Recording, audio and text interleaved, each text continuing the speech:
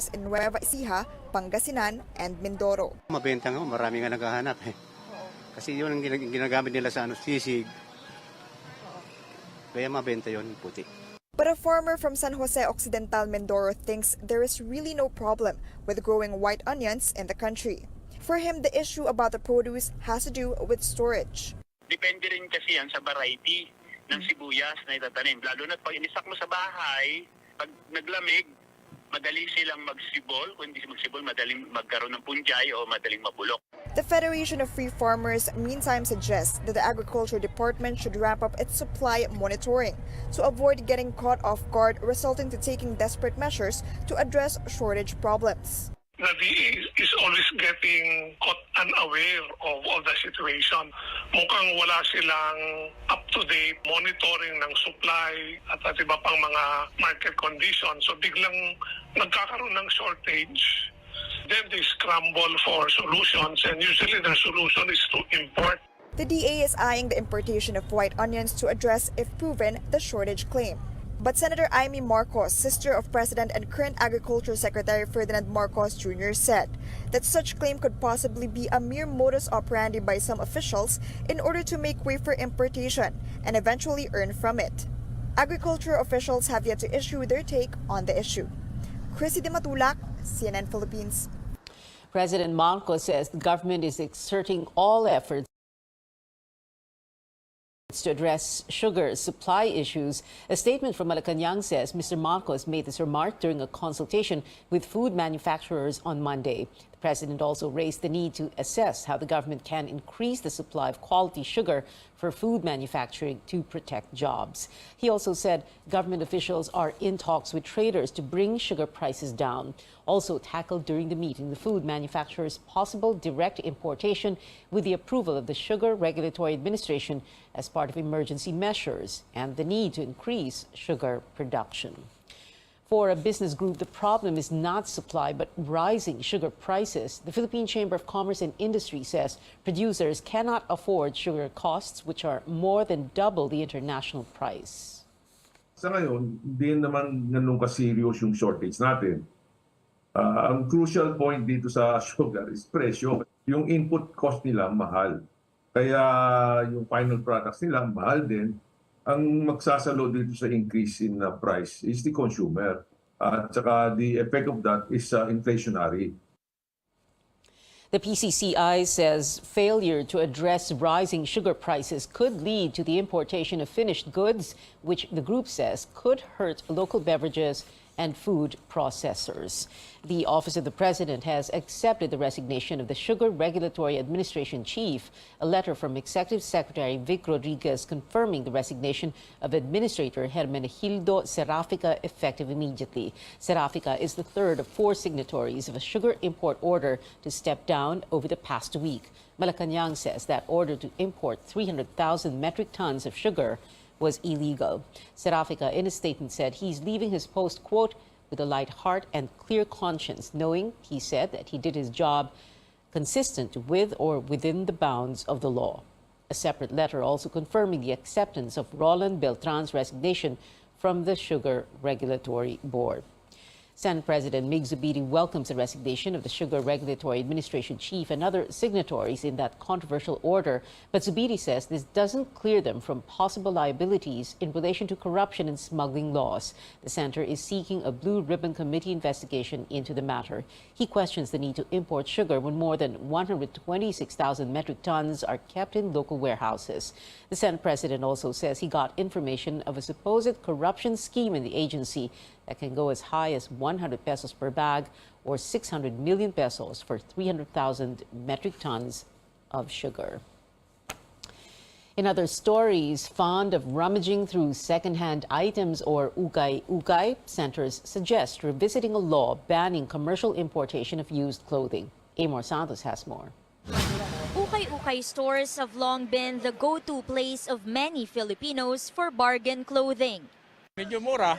Saka mayroon din mga original dito. This is so cute.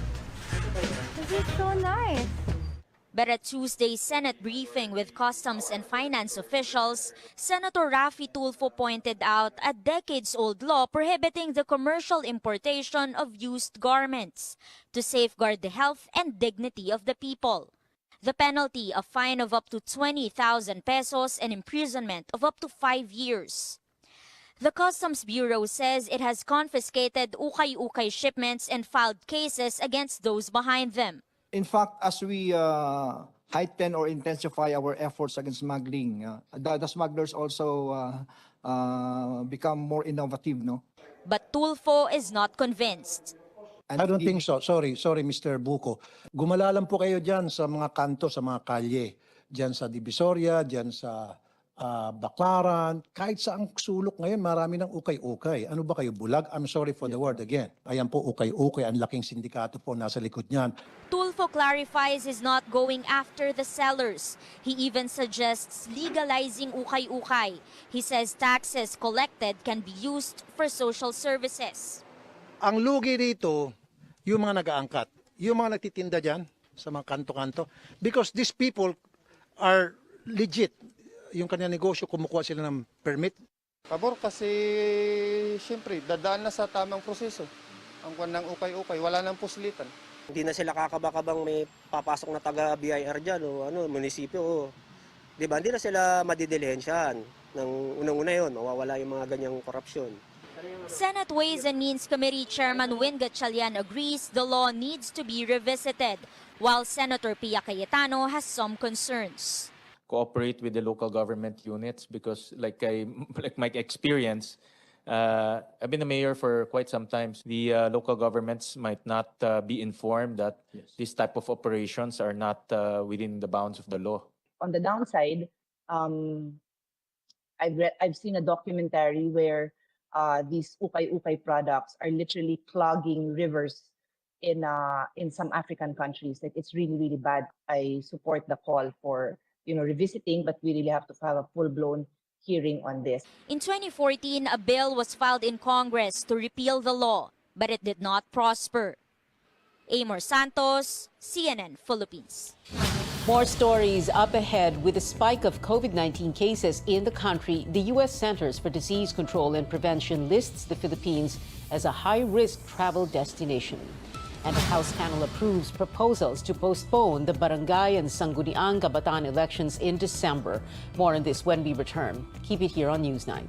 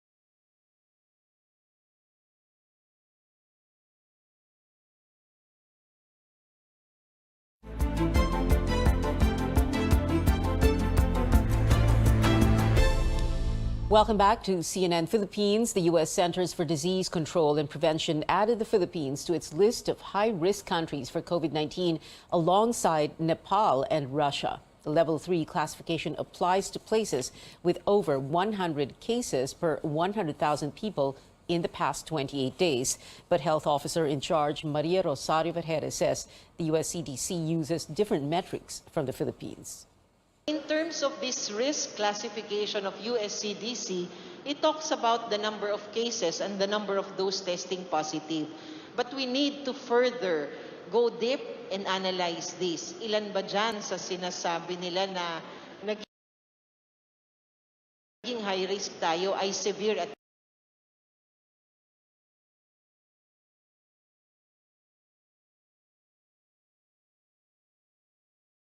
critical? Ilan ba dyan ang na ospital? Ang atin pong severe and critical infection remains Level 3 countries if one's COVID-19 vaccination is not up to date.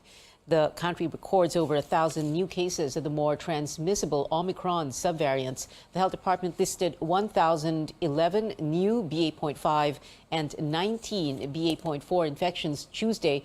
The DOH on Monday tallied more than 3,400 COVID-19 cases. The first batch of replacements for expired vaccines is set to arrive in the country in December. These doses from the COVAX facility will come in tranches until April next year. Health OIC Vergere notes this is to make sure the country will be able to comply with the condition that the replacement vaccines will not expire. concrete repercussions, pero syempre yung credibility ng bansa as to absorptive capacity will be so much affected kapag tayo ay nakaka-violate ng ganitong mga kondisyon ng donor natin. So atin pong nakikipag-usap sa COVAX, that's why our negotiations with them, our recommendations, they will replace not the entire number of vaccines na sinabi natin kahapon kung ilan yung nag-expire. Ngunit meron lang tayong specific amount of vaccines na hinihingi to be replaced. So that alam natin, ito yung requirements natin for the succeeding months. We have existing supplies which are sufficient to last until the end of the year. On Monday, the DOH confirming before the Senate that nearly 20 million COVID-19 vaccine doses have expired. Monkeypox updates now all 10 close contacts of the country's first and so far only monkeypox case are on their last day of quarantine today. Vergere saying none of them showed any symptoms of the viral infection. Another school in Metro Manila is forced to close because of the COVID-19 pandemic. But as AC Nichols tells us, the Colegio de San Lorenzo only announced its closure after the enrollment period. Anxious parents and students converge at the Colegio de San Lorenzo in Quezon City. A day earlier, the school announced its permanent closure, just 1 week from the opening of classes next Monday. Nakakagalit po kasi expected po namin na magiging masaya po yung school year namin ngayon and wala po kaming school na mapapasukan.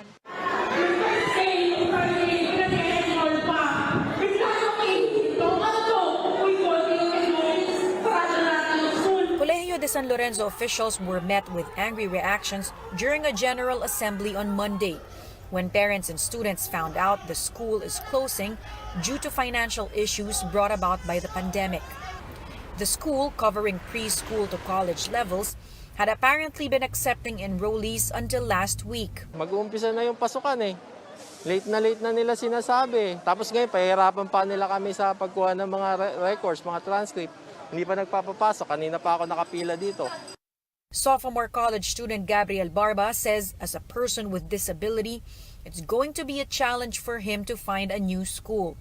He says he's also worried about having to shift courses once he transfers to another school. Yung dean ng department namin nag-recommend na rin ng schools. But then, yung schools na na-recommend kasi is not aligned to our program. May nag-recommend na school na sa kanila lang daw kami. Pero kasi ako, film major. Pero yung course nila doon is for broadcasting lang. The Dean of College of Criminology, Dr. Ariel Manlusok, says they were told school operations will officially end in September. He says this means employees should receive salary until then. Manlusok adds they were also promised separation pay. Instead of giving 1/2 of the 1 month's salary multiply by the years of service as per the labor code, the Board of Trustees decided to double the legal separation, meaning ginawa nilang 1 month multiplying by the years of service. Rules set by the Commission on Higher Education, or CHED, states that school closures must take effect at the end of the school year. CHED chairperson Prospero de Vera says they were informed about Colegio de San Lorenzo's shutdown only last week. He says CHED will figure out if there are possible violations on the part of the school. They accepted already tuition fees and then arbitrarily decided they will not open. So there is a certain element of, maybe deceit. Once you accept tuition fees, that is already a contractual agreement between you and the student that you will provide education in exchange for the fees that are paid. AC Nichols, CNN Philippines. In other news, a House committee approves the proposal to postpone the Barangay and Sangguniang Kabataan elections set this December. Cian Arcangel has the details. With 12 affirmative votes, the House Committee on Suffrage and Electoral Reforms approved proposals to postpone the December 2022 Barangay and Sangguniang Kabataan elections by 1 year. The panel set a 3-year term for the officials who will be elected in December 2023. The last Barangay and SK elections were held in 2018. If the polls were pushed back to 2023, incumbent village officials would have been in office for 5 years. Despite the committee approval, Commission on Elections Chairman George Garcia says preparations for the upcoming polls will continue until the new election schedule becomes a law. Amin naman pong timetable, ang cut-off namin is the end of August. Kasi nga ayaw po namin pumasok ng bandang September na kung saan talagang no choice kami but to print the ballot. So tuloy-tuloy yung bilis na ginagawa namin sa preparation. So far, the COMELEC has spent only 800,000 pesos of its 8.5 billion peso budget for the barangay and SK elections. Garcia assures funds won't be wasted as election supplies could still be used in the next polls. However, he says COMELEC would need an additional 5 billion pesos if the barangay and SK elections were to be held next year, as there will be additional registered voters. That will, because of the additional number of voters, we will create additional precincts. And because of the additional precincts, we'll be hiring additional poll workers. We'll be needing additional forms, additional materials. For some lawmakers, the additional cost means the government won't be saving money after all by pushing back the barangay and SK polls. Some voters also say incumbent barangay officials have been serving for far too long. Hindi ako pabor. Hindi ako pabor. Hindi po. Hindi ako pabor. Kailangan nang ituloy dahil sobrang tagal na eh. Meron nang kailangang palitan dahil sa medyo may hindi na tama ang ginagawa. So para merong chance naman yung mga bago na napapalit na magawa nila ang tama. But a House leader says the postponement would mean funds can be realigned to more important government projects. We should not always say that if we postpone the election, makakatipid tayo, or if we postpone the election, it could help the 8 billion to gear up the economy. And at this point in time, given that the fiscal space is not too big and that there are other more pressing expenditures at this point in time, particularly, we need to have adequate funds to ensure that there is safe return to face-to-face classes. Ang executive has the power to realign by declaring savings and then realigning it for different programs. Should the barangay and SK polls be postponed, Garcia says the COMELEC will spend the coming months preparing for the 2025 midterm elections. Cian Arcangel, CNN Philippines. A party list lawmaker trains his guns on TV5 after the network signed a landmark deal with ABS-CBN. In a privileged speech, Rodante Marcoleta claimed TV5 violated a provision of its franchise, with ABS-CBN becoming a minority shareholder. He called the two networks deal a merger, even if the Lopez-led company only bought a minority stake worth over 2 billion pesos, while MediaQuest Holdings, which operates TV5, remains as majority and controlling shareholder. Purchase, Mr. Speaker, of the outstanding stocks of ABS-CBN. I believe Section 10 of the franchise of TV5 was violated because the rights and obligations have virtually been transferred to ABS-CBN. Pwede ba, Mr. Speaker, na ang isang network na hindi na natin binigyan ng lisensya because of these established violations, wala na siyang prangkisa. Pwede ba siyang sumakay ng ganun-ganun lang without settling the obligations to the country, to the government? The Bureau of Internal Revenue and Securities and Exchange Commission had already clarified ABS-CBN regularly pays its taxes. Marcoleta also claimed the PLDT Group, TV5's parent company, is a front for an Indonesian businessman. This particular deal must be looked into, Mr. Speaker. And I think because of this deal, we have yet to have let the proverbial cat out of the bag, Mr. Speaker. Why? MediaQuest, the parent company of TV5, is owned by PLDT Beneficial Trust Fund. And the grapevine, Mr. Speaker, is so loud that PLDT Beneficial Trust Fund is owned by an Indonesian national. ABS-CBN is now a global content creator company. CNN Philippines has reached out to ABS-CBN and TV5 for comments on the issue. In other stories, the Philippine and South Korean Air Forces held a breathtaking military air show not seen in 3 decades. As David Santos tells us, the aviation display aims to show the strong ties between the two countries, which began before the Korean War.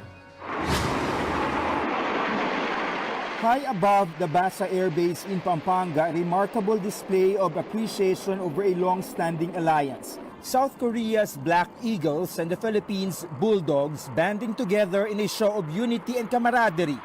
Both air forces started out as regional military powerhouses in the 60s, but the Philippines eventually lagged behind and was forced to retire its famous flying squad, the Blue Diamonds, in the early 2000s. Our partnership with them started since the Korean War. And in 2014, we signed the deal for the FA-50. And in 2015, we sent our pilots to be trained in Korea. The Philippines is the last stop of the Black Eagles World Tour of Air Shows aimed at showcasing their astonishing skills of aerial precision, flying at supersonic speeds an average of 300 to 500 miles per hour and streaking into the sky up to 6,000 feet in perfect formation. The exhibition, which could have included over-the-top maneuvers, spoiled by bad weather. Last Saturday we were lucky to be able to show the full display to our audience, but today, unfortunately, the weather wasn't good enough. Still, everyone watching below had a great time. After all, this was the first time in decades Filipinos witnessed an air show soaring overhead, the kind they only get to watch in the movies. Almost the same. Parang maganda. Para maano rin mga bata mag-enjoy. Ma-inspired sila sa mga ng mga Korean. They are inspired by the moves and maybe someday they want to be a pilot. The Philippines is eyeing to buy more combat aircraft under its long-term modernization program, with Korea's KF-21 as among the leading contenders. And the KF-21 is definitely within the picture of consideration natin for a multi-role fighter for the Philippine Air Force. But of course, we're looking into other platforms. While it may be a sad reminder of our airmen's once glorious past, the Korean Air Show could also be a sign that some things are also finally looking up. In Pampanga, David Santos, CNN Philippines. When we return, Zayn treats fans to a swoon-worthy version of the One Direction song, Night Changes. And Blackpink is now among the 2022 VMA's roster of performers. You're watching CNN Philippines.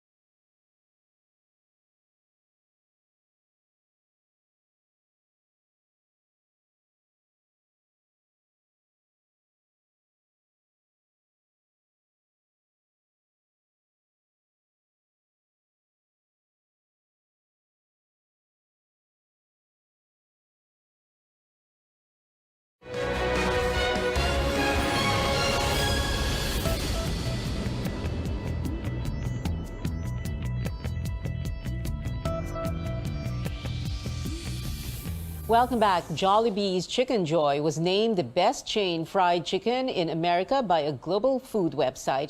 The homegrown fast food company reigns supreme among 15 other restaurants in the U.S.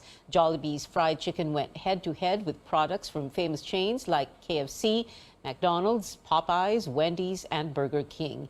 Eater.com praised Chicken Joy for its crunchy skin that it said is subtly seasoned. Jollibee has 83 stores across North America and 1,500 worldwide. Moving now to the hard court, Gilas Pilipinas kicking off preparations for the fourth window of the FIBA World Cup Asian qualifiers with the squad's first practice session behind closed doors. Head coach Chot Reyes led the training along with two-time PBA Grand Slam champion coach Tim Cone last night at the Meralco Gym in Pasig City. Gilas holdovers like Kiefer and 30 Ravenna and PBA players such as Jaime Malonzo were present. More cagers, especially from the pros, are expected to join soon. Gilas will take place on 2022. Gilas will take on 2022 FIBA Asia Cup silver medalist Lebanon on August 25th. In entertainment, Zayn Malik shares his beautiful rendition of One Direction's hit song Night Changes. Fans took to Instagram as the former One Direction member posted his own a cappella version of the band's song. But there's nothing to be afraid of, even when the night changes, it will never change me and you. With this move, fans expressed their hopes for the band to reunite soon. Blinks, get ready for a live performance from your favorite girl group come the MTV Video Music Awards. Blackpink is set to hit the VMA stage, airing on August 29th, 8 a.m. Philippine time. The K-pop group has yet to announce what song it'll perform, but it is dropping a new track, Pink Venom, this Friday. And that is it for tonight. Join me again on News.ph at 7 p.m. I'm Pia Ontiveros for Newsnight, where we go above and beyond the headlines.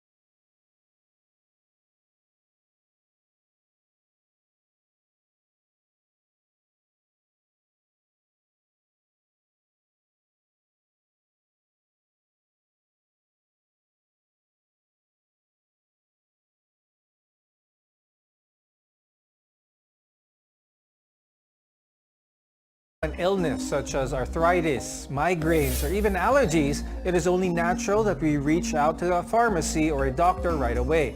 Other times, like here in the Philippines, some use home treatments where people would substitute things like ginger, honey, and garlic for prescription medication.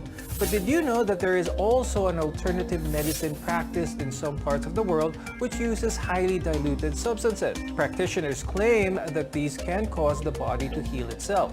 In this episode, let's learn more about the alternative medicine called homeopathy. I'm Dr. Freddy Gomez and welcome to MedTalk Health Talk on CNN Philippines.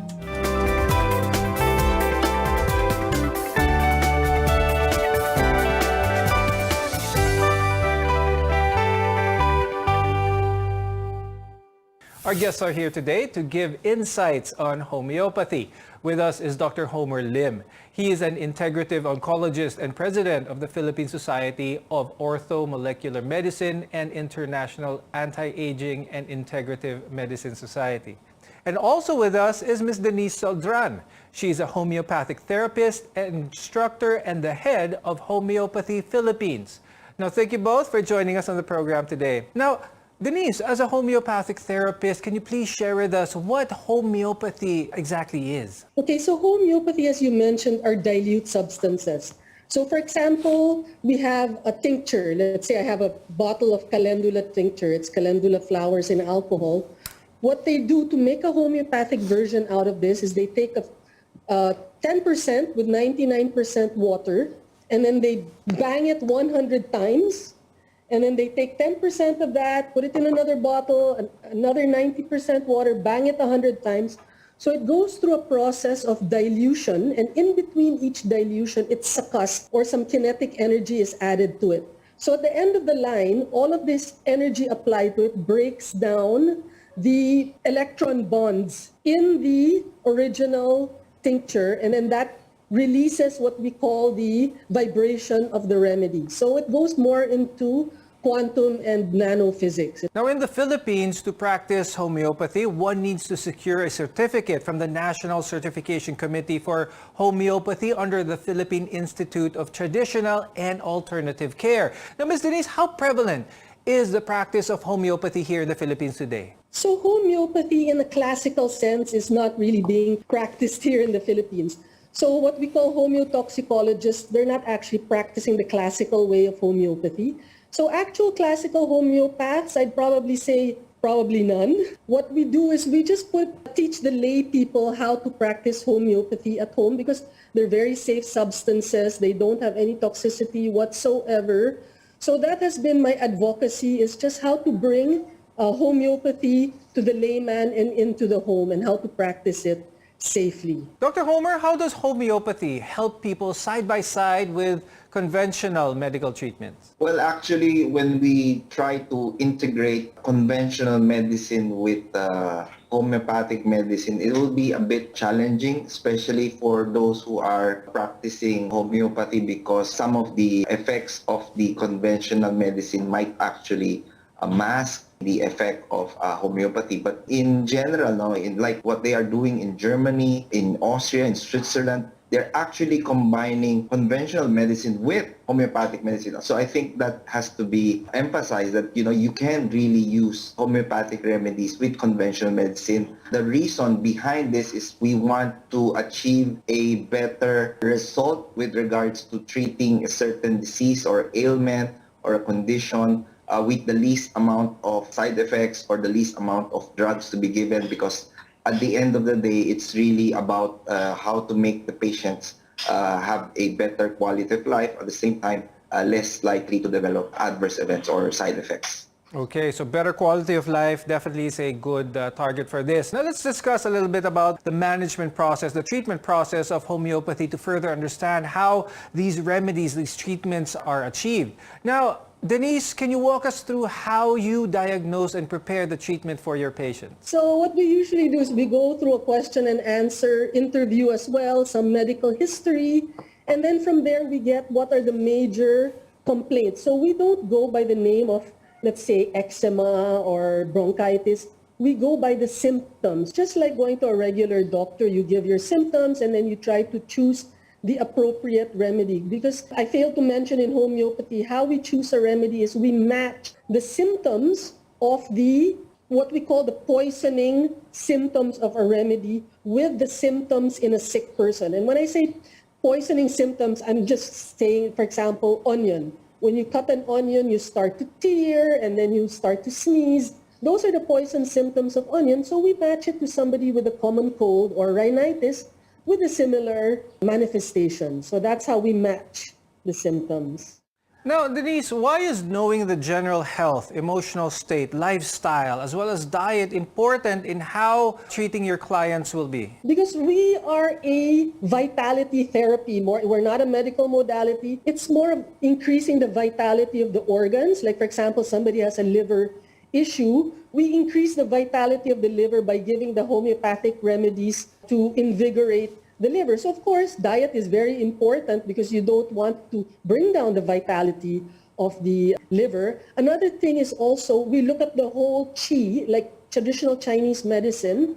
Emotions affect, trauma affects, all of these external and internal emotional actions affect the vitality of the body. Now, is this kind of treatment safe for infants, Dr. Homer? Oh, yes, definitely. For homeopathic medicine, I think this is one of the better alternatives. I'm sure a lot of mothers there who are very concerned with their babies and children with regards to giving drugs or antibiotics or, some of the Western medicine, they're a bit concerned. So a lot of mothers are actually now looking into homeopathic remedies because they are really safe, generally safe, and very infrequent side effects. That's a good point, Dr. Homer. You mentioned that they're generally safe. Let's talk about some of the side effects. How common are side effects here? Maybe allergic reactions when it comes to homeopathic treatments? You rarely have allergic reaction to homeopathic remedies unless they have allergic reaction to certain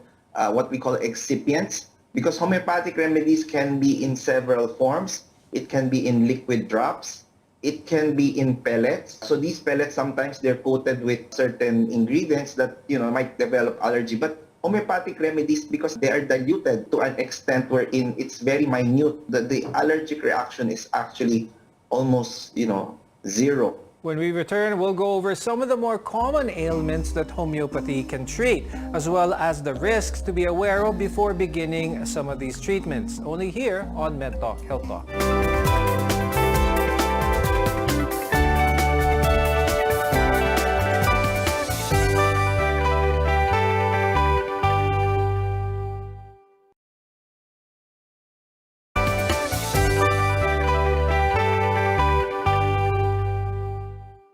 I'm Dr. Freddy Gomez and welcome back to MedTalk Health Talk, where caring is our calling. Now, before the break, we learned what homeopathy basically is and how these remedies are created specifically to enhance the vitality of a person.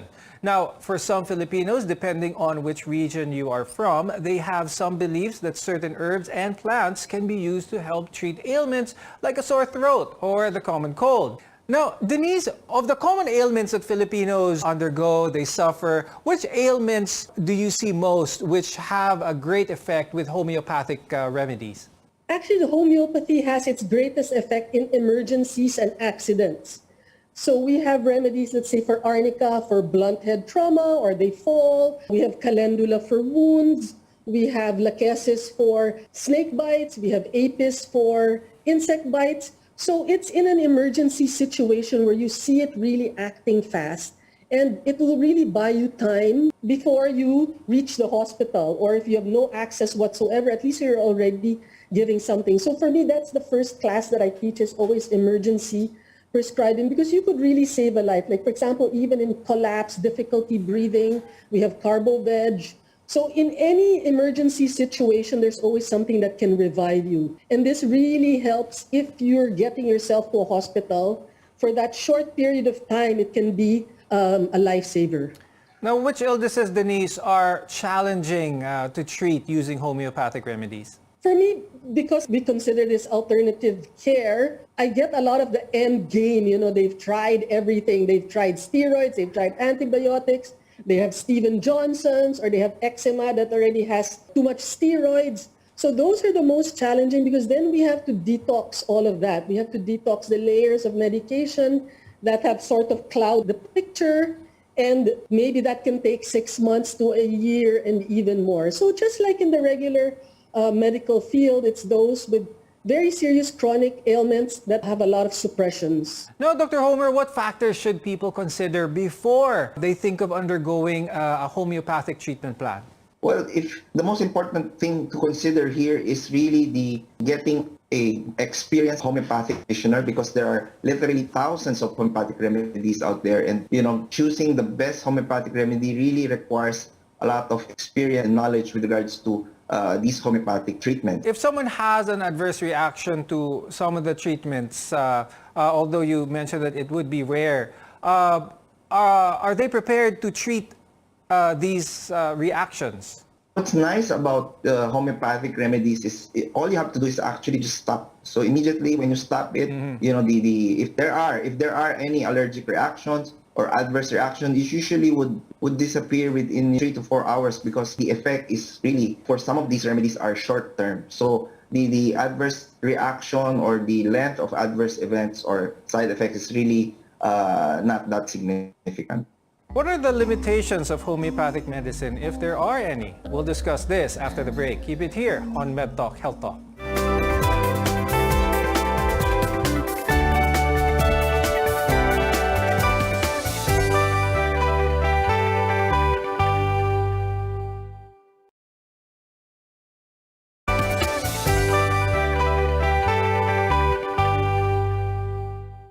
Welcome back to MedTalk Health Talk. Now that we've discussed some of the ailments that are addressed by homeopathic medicine, the risk factors that you have to consider before going down this path, let's now find out the limitations, if there are any, of practicing homeopathic medicine.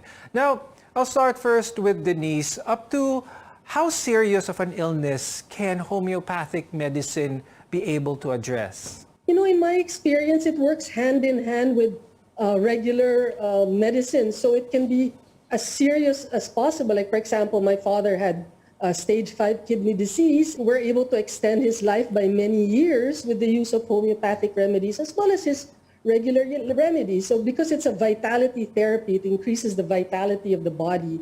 It really doesn't have that much limitations as long as you know what remedies to use.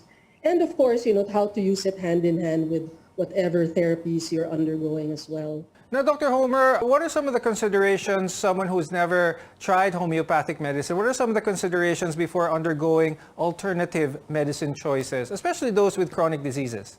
Well, I think the most important thing to consider really is, are there any side effects or, you know, adverse effects if you do use homeopathic remedies? So these side effects are very rare and seldom. So if you really want to try homeopathic remedies, would suggest you seek a consult with a experienced and knowledgeable homeopathic practitioner. So I think there's really not much of a problem, unless of course you take several homeopathic remedies altogether. So you should not try to self-medicate. Okay, that's a very good point. That's why I'd like to ask Denise how risky it is for someone to practice homeopathic medicine on their own without consultation with someone who is very familiar with the ingredients that you may use. Actually, as a first aid and acute, it's quite safe. That's why they sell it in Whole Foods, in the grocery, because it's a couple of sugar pills that you can take if you have a cold. The worst thing that can happen is it's not going to work, but there's not going to be any adverse effect. So if you feel like you're taking something for your cold and your cold is getting worse,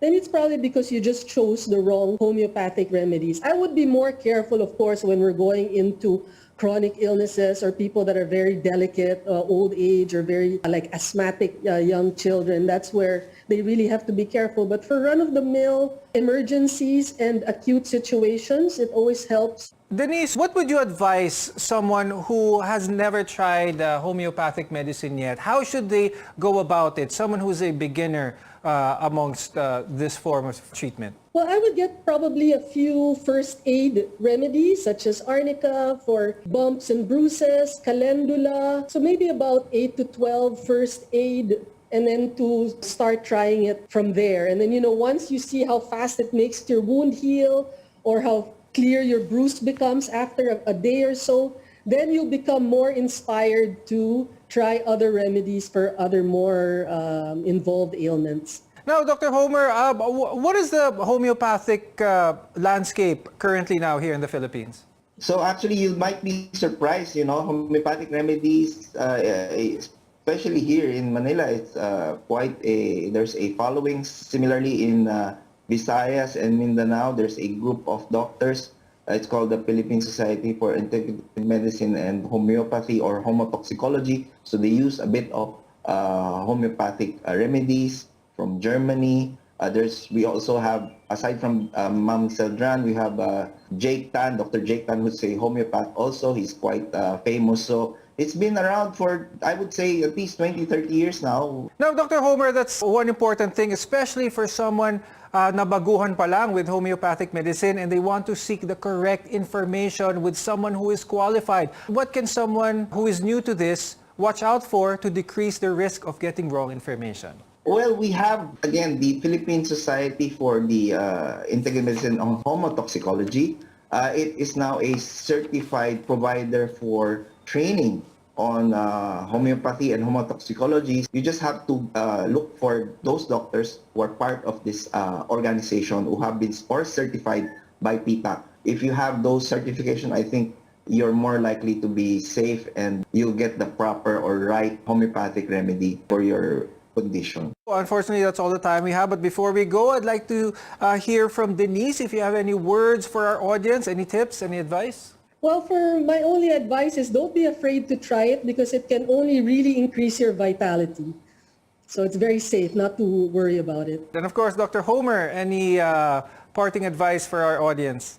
For everyone who's listening, if you're taking a bit number of conventional drugs and you feel that it's not helping, you might want to look into homeopathic remedies because they do have a certain efficacy and safety, I think, which is very, very important, safety and efficacy. Thank you so much, Dr. Homer Lim and Ms. Denise Saljan, for being with us today, sharing some information and your insights on homeopathy.